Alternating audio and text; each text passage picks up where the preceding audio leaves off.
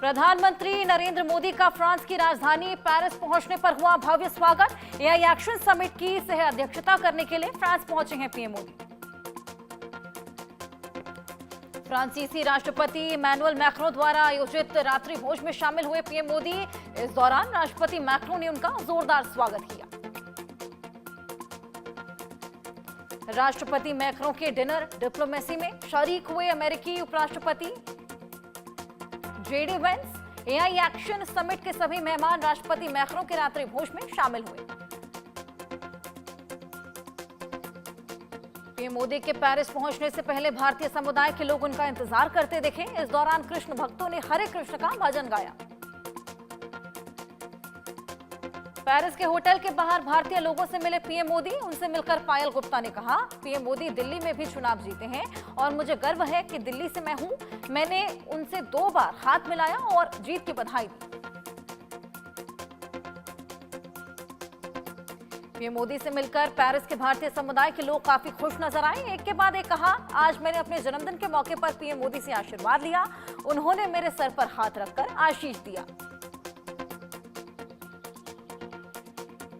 Paris के दौरे पर गए पीएम मोदी ने किया ट्वीट, लिखा, यहां होने वाले विभिन्न कार्यक्रमों का बेसब्री से इंतजार है जो एआई तकनीक और नवाचार जैसे भविष्य के क्षेत्र पर केंद्रित होंगे। फ्रांस में आयोजित एआई समिट में इसके बेहतर इस्तेमाल और खतरों का नियंत्रण करने पर चर्चा होगी। इससे पहले ब्रिटेन में 2023 में और साउथ कोरिया में 2024 में एआई समिट का आयोजन हुआ। एआई समिट को लेकर बोले फ्रांस के राष्ट्रपति मैक्रों, समिट खेल के नियमों को तय करने के बारे में, इसे कानून के दायरे में लाना जरूरी। एआई एक्शन समिट में शामिल होंगी यूरोप की अध्यक्ष Ursula von der, German chancellor Olaf Scholz, कनाडाई प्रधानमंत्री जस्टिन ट्रूडो भी इस एआई समिट में शामिल होंगे। एआई के इस ग्लोबल समिट में ओपन एआई के सीईओ सैम ऑल्टमैन, गूगल के सीईओ सुंदर पिचाई समेत 80 देशों के अधिकारी और सीईओ भी ले रहे हिस्सा। बेंगलुरु में एशिया के सबसे बड़े एयर शो का सोमवार को हुआ आगाज। देश दुनिया के आधुनिक विमानों ने दिखाया अपना दमखम। रक्षा मंत्री राजनाथ सिंह ने किया इंडिया पवेलियन का उद्घाटन। परीक्षा पे चर्चा को लेकर पीएम मोदी ने छात्रों को दिया मंत्र, कहा, बिना दबाव में आए एग्जाम में करें फोकस, चुनौतियों से घबराएं नहीं, जो विषय भारी लगे उससे पहले निपटाएं। मुख्यमंत्री निवास जिसमें रहा करते थे अरविंद केजरीवाल, उसे अब म्यूजियम में तब्दील करने की तैयारी बीजेपी ने शुरू की। शीश महल को नई सरकार म्यूजियम बनाएगी। दिल्ली बीजेपी के प्रभारी और बीजेपी के राष्ट्रीय उपाध्यक्ष विजयंत पांडा ने कहा, बीजेपी का जो भी नेता मुख्यमंत्री बनेगा वो उस 33 करोड़ के शीश महल में नहीं रहेगा। मुख्यमंत्री का ये शीश महल आवास इस बार चुनाव में बन गया था मुद्दा। शीश महल को बनवाने में केजरीवाल ने खर्च किए थे 33 करोड़। हर मंजिल पर कई कमरे, kitchen, drawing room, meeting room बनाए गए थे। दिल्ली के मुख्यमंत्री के सरकारी आवास में केजरीवाल ने बेतहाशा खर्च किए थे और इस खर्च पर सीएजी रिपोर्ट में कई आपत्तियां भी दर्ज कराई गई। अरविंद केजरीवाल ने पंजाब की आम आदमी पार्टी के विधायकों और मंत्रियों को बुलाया दिल्ली। आज दिल्ली चुनाव पर करेंगे मंथन। चुनाव में ड्यूटी करने वाले विधायकों और मंत्रियों के साथ चाय पर चर्चा करेंगे।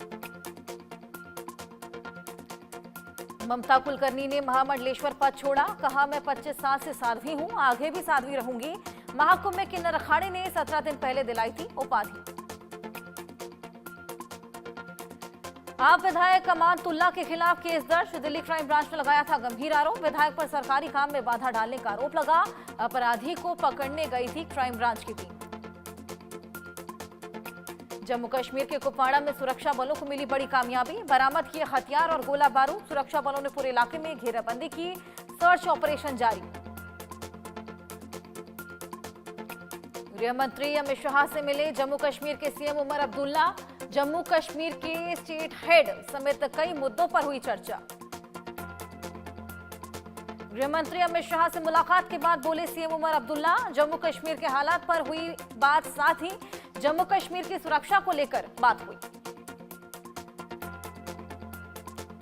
बारामूला सांसद इंजीनियर राशिद को मिली पैरोल। संसद सत्र में भाग लेने के लिए मिली कस्टडी पैरोल। दिल्ली हाईकोर्ट ने इंजीनियर राशिद को कस्टडी पैरोल दी।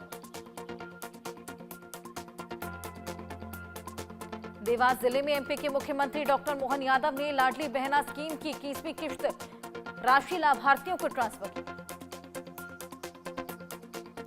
1,27,00,000 लाडली बहनों के बैंक के खातों में पहुंची योजना की राशि। सीएम का बड़ा ऐलान, जल्द लाभार्थियों को मिलेंगे हर महीने 3,000। हर लाडली बहना के खातों में ट्रांसफर किए गए 1,250 रुपए। ये योजना एमपी में महिलाओं के कल्याण और सशक्तिकरण के लिए शुरू की गई। राजौरी में भारतीय सेना के जवान को लगी गोली, गंभीर हालत में अस्पताल में भर्ती। सीमा पार से फायरिंग में गोली लगने की आशंका। पहले भी पेट्रोलिंग पार्टी पर फायरिंग हुई थी। प्रयागराज महाकुंभ में उमड़ा आस्था का जन सैलाब। कई किलोमीटर लंबे जाम से लोग हुए परेशान।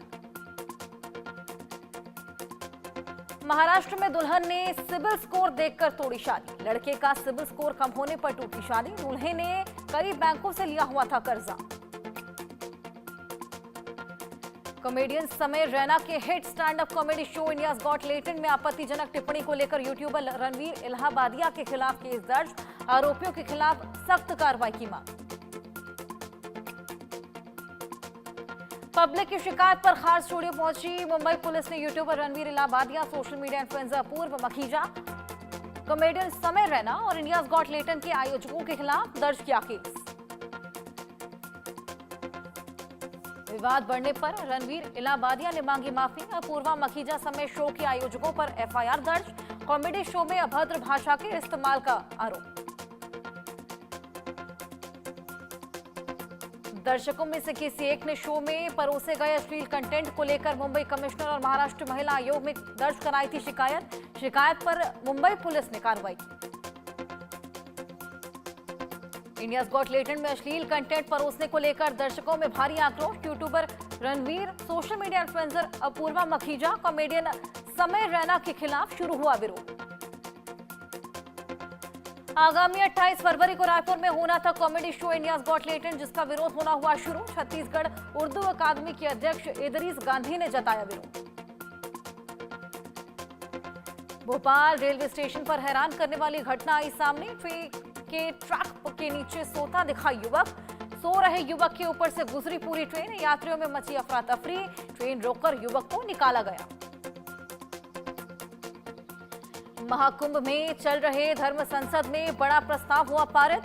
मनुस्मृति के खिलाफ बयान देने पर नेता प्रतिपक्ष राहुल गांधी को हिंदू धर्म से बहिष्कृत करने का प्रस्ताव सर्वसम्मति से हुआ पारित। परम धर्म संसद में साधु संतों ने राहुल गांधी के बयान की कड़ी निंदा की। 1 महीने के अंदर सार्वजनिक रूप से माफी मांगने की बात कही। शंकराचार्य स्वामी अभिमुक्तेश्वरानंद सरस्वती जी द्वारा चलाए गए परम धर्म संसद में राजा सक्षम सिंह योगी ने राहुल गांधी से मनुस्मृति पर दिए आपत्तिजनक बयान के खिलाफ निंदा प्रस्ताव रखा। दरअसल राहुल गांधी ने एक बयान में कहा था, मनुस्मृति बलात्कारियों को देती है संरक्षण। राहुल के बयान का संत समाज ने किया था विरोध। धर्म संसद में राहुल के बयान का विरोध करते हुए स्वामी अभिमुक्तेश्वरानंद जी ने कहा, अगर 1 महीने के अंदर राहुल नहीं देते हैं जवाब तो उनको मनुस्मृति के अपमान करने के आरोप में हिंदू धर्म से कर दिया जाएगा बहिष्कृत। श्री गुरु हर राय साहिब जी के प्रकाश पूर्व पर हजारों भक्तों ने जलाए दीपक। अमृतसर के श्री हरमिंदर साहिब स्वर्ण मंदिर में दीपक जलाए गए। पंजाब की राजनीतिक स्थिति पर बोले केंद्रीय वित्त राज्य मंत्री डॉक्टर भागवत कराड़। लोगों का केजरीवाल पर से विश्वास उठा। वो कहते हैं वो करते नहीं है, तो पंजाब में भी यही स्थिति पैदा हुई। दिल्ली की बीजेपी विधायक पूनम शर्मा ने कहा, पिछले 10 सालों में मेरे क्षेत्र के लोगों ने बहुत कुछ सही और गलत सहा। उनसे मुझे उम्मीदें हैं। अरविंद केजरीवाल पर बोले केंद्रीय मंत्री ललन सिंह, वे अपने घर को बचाने में लगे हैं, इसलिए पंजाब के लोगों से मिल रहे हैं, लेकिन उनकी पार्टी बचने वाली अब नहीं है। बीजेपी सांसद जगदंबिका पाल का बड़ा बयान। आप और कांग्रेस को दिल्ली चुनाव में जनता ने खारिज कर दिया। जनता से झूठे वादे करके बहुत दिन तक काठ की हांडी नहीं चढ़ाई जा सकती। संसद की एनएक्सी एक्सटेंशन बिल्डिंग में केंद्रीय गृह मंत्री अमित शाह ने बैठक की। साइबर सुरक्षा और साइबर अपराध पर साइबर परामर्श को लेकर उच्च अधिकारियों के साथ गृह मंत्री ने बैठक की। कांग्रेस महासचिव और राजस्थान के पूर्व उप मुख्यमंत्री सचिन पायलट हैदराबाद के दौरे पर, जहां उन्होंने तेलंगाना के मुख्यमंत्री रेवंत रेड्डी से मुलाकात की। उत्तराखंड में 38वें राष्ट्रीय खेलों का आयोजन जारी। चंपावत के टनकपुर के शारदा घाट में राफ्टिंग प्रतियोगिता के समापन समारोह में शामिल हुए मुख्यमंत्री पुष्कर सिंह धामी। प्रधानमंत्री मोदी के बिहार दौरे से पहले तैयारियों को लेकर बीजेपी कार्यालय में अहम बैठक हुई। बैठक में डिप्टी सीएम सम्राट चौधरी समेत बिहार सरकार के कई मंत्री शामिल हुए। 24 फरवरी को पीएम मोदी का बिहार का दौरा है। तमिलनाडु में थाईपुसम पूर्व की धूम। थूथुकुड़ी में थाईपुसम के अवसर पर तिरुचेंदुर में भक्तों की उमड़ी भारी हुई। तमिलनाडु के डिंडीगुल में थाईपुसम त्योहार मनाने के लिए पलानी मुरुगन मंदिर में श्रद्धालुओं की भीड़ देखने को मिली। गुजरात के भरूच में एक कबाड़ गोदाम में लगी भीषण आग। कड़ी मशक्कत के बाद दमकल गाड़ियों ने आग पर पाया काबू। लखनऊ के इंदिरा नगर इलाके में इलेक्ट्रॉनिक की एक दुकान में आग लग गई। फायर ब्रिगेड की टीम ने कड़ी मशक्कत के बाद आग पर काबू पाया। फीस न देने पर 12वीं के छात्रों को निजी महाविद्यालय ने फेल किया। जबलपुर के Shri Atmaram institute of management and technology college का यह मामला। एमबीए के 4th सेमेस्टर के 12 बच्चों को एग्जाम में फेल किया। उत्तर प्रदेश के राज्य मंत्री मनोहर लाल ने शराबी फिल्म के मशहूर गाने पर जमकर ठुमके लगाए। वैसे वे अपनी सादगी और मिलनसार व्यवहार के चलते काफी फेमस हैं और वो किसी न किसी रूप में हमेशा वायरल होते नजर आए हैं। खनन माफिया रुचिर जैन का तमंचे पर डिस्को का वीडियो आया सामने। मामला हजरायत थाने के धनुपुरा गांव का 15 दिन पहले का बताया जा रहा है। वीडियो में हवाई फायरिंग करते भी नजर आए। मथुरा बांके बिहारी मंदिर में श्रद्धालुओं की मारपीट की गई। पीड़ितों ने मंदिर सेवायत गोस्वामियों पर लगाया मारपीट का आरोप। पुलिस ने एक सेवायत गोस्वामी को हिरासत में लिया। राजस्थान के कोटा में टोल प्लाजा पर टोल कर्मियों की दिन दहाड़े गुंडागर्दी। प्रयागराज कुंभ से गुजरात जा रहे कार सवार लोगों से टोल वसूलने के दौरान मारपीट कर गाड़ी में तोड़फोड़ की गई। कुशीनगर के हाटा नगर में मदनी मस्जिद पर चला प्रशासन का बुलडोजर। स्वीकृत नक्शे से 14 फीट अधिक बनाई गई निर्माण को किया गया ध्वस्त।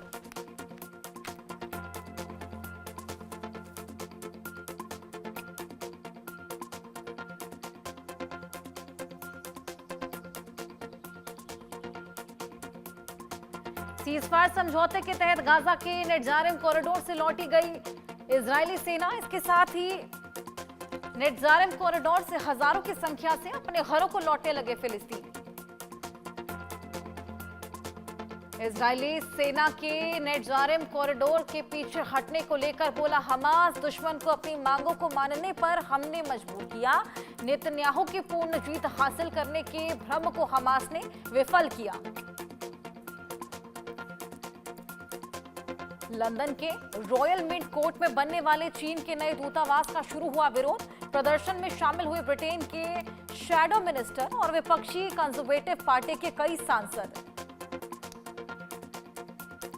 दरअसल लोगों को डर है कि अगर इसे यूरोप में चीन के सबसे बड़े राजनयिक मिशनों में से एक के रूप में आगे बढ़ने की अनुमति दी गई तो इसका इस्तेमाल जासूसी केंद्र के रूप में किया जा सकता है। नामीबिया के पहले राष्ट्रपति सैम नुजीमा का निधन। 95 वर्ष की उम्र में हुआ निधन। दक्षिण अफ्रीका से 1990 में नामीबिया को दिलाई थी स्वतंत्रता।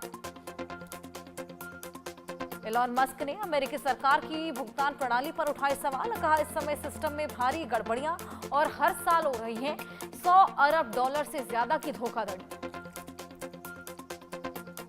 टाइम मैगजीन में मस्क का ओवल ऑफिस में दिखाए जाने पर भड़के राष्ट्रपति ट्रंप। पत्रकारों के सवालों का जवाब देते हुए कहा कि टाइम की मैगजीन अभी भी चल रही है। चीन के जुनलियन काउंटी के जिनपिंग गांव में भूस्खलन से भारी तबाही, दर्जनों घर ढहे। करीब 360 लोगों को आपदा बचाव दल ने सुरक्षित निकाला। घायलों को अस्पताल में कराया गया भर्ती। इमरान खान ने पाकिस्तान के सेना प्रमुख हसीन मुनीर को जेल से लिखा खुला पत्र। सेना की अपनी संवैधानिक सीमाओं पर लौटने का आग्रह करते हुए कई बड़ी बातें खत मिली। इमरान ने खत में अपने साथ जेल में दुर्व्यवहार और राजनीतिक हस्तक्षेप के लगाए आरोप। लिखा, पूर्व प्रधानमंत्री के जेल में ऐसे व्यवहार लोकतांत्रिक संस्थाओं के लिए बड़ा खतरा। अमेरिकी राष्ट्रपति डोनाल्ड ट्रंप के आदेश पर अवैध प्रवासियों के खिलाफ धरपकड़ और तेज हुई। डिटेंशन सेंटर फुल होने के बाद अब अवैध प्रवासियों को जेलों में ठूंसा जा रहा। खूंखार अपराधियों के साथ अवैध प्रवासियों को Los Angeles, Miami, Atlanta, Kansas जैसे 9 फेडरल जेलों में रखा जा रहा। अमेरिकी गृह सुरक्षा मंत्री क्रिस्टी नियाम ने बताया, रोज लगभग 1200 अवैध प्रवासियों की हो रही धरपकड़। दरअसल अमेरिकी agency immigration and custom enforcement के डिटेंशन सेंटर में सिर्फ 41,000 लोगों को रखने की क्षमता। फिलहाल इन डिटेंशन सेंटर्स में लगभग 2000 भारतीय बंद। ब्रिटिश प्रिंस हैरी को अमेरिका से डिपोर्ट करने से अमेरिकी राष्ट्रपति डोनाल्ड ट्रंप ने किया इनकार। ट्रंप ने कहा कि फिलहाल ऐसा कोई प्लान नहीं कर रहे। फिलिस्तीनी के उग्रवादी संगठन हमास ने सीजफायर समझौते के तहत 3 इजरायली बंधकों को आजाद किया। रिहा बंधकों में एली शराबी, ओहद बिन अमी और ओर लेवी शामिल। अब में 3 बंधकों की रिहाई के एवज में इजराइल ने 183 फिलिस्तीनी कैदियों को किया रिहा। 19 जनवरी के सीजफायर डील के तहत अब तक 16 इजरायली और 5 थाई बंधकों को हमास ने रिहा किया। नॉर्थ कोरिया के तानाशाह किम जोंग उन ने अमेरिका, साउथ कोरिया और जापान को एक बार फिर दी चेतावनी देते हुए अपने परमाणु कार्यक्रमों को और मजबूत करने की बात कही। किम ने अमेरिका, साउथ कोरिया और जापान इन तीनों देशों की सिक्योरिटी अलायंस को नॉर्थ कोरिया के लिए बताया खतरा। अलायंस की तुलना नाटो से की।